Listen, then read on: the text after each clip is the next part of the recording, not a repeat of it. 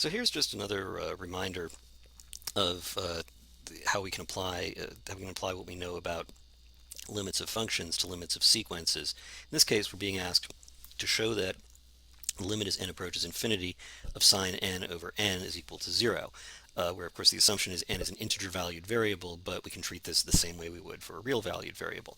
By the way, I know that there's this kind of euphemism that teachers like to use in math classes where they say show something. I like to give you your math straight from the tap, so I'm going to use the real term prove. So if it sounds like we're doing something really scary, like we're proving something, we are proving it, but it's not scary. It's less scary if we face head on what we're actually doing. It's not show, it's prove. That's what we're doing.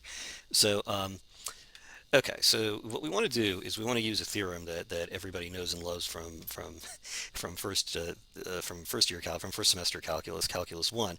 That is the theorem that goes by these names: the squeeze theorem, sometimes called the sandwich theorem, or I like to use its European name, which is the two police and a drunk theorem.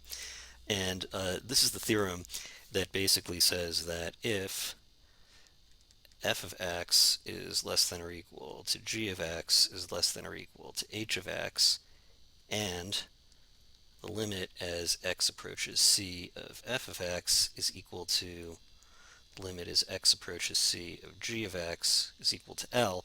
In other words, if g is sandwiched or squeezed between f and h, and not g, if f limit is h approaches x, and f and h approach the same limit. So in other words, if this approaches L and this approaches L, then the one in the middle, we can conclude that it also approaches L.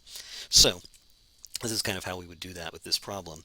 What we'd say is recalling that sine of n is bounded between -1 and 1. That's just how sine works. It always just bounces back and forth between -1 and 1, never escaping those confines.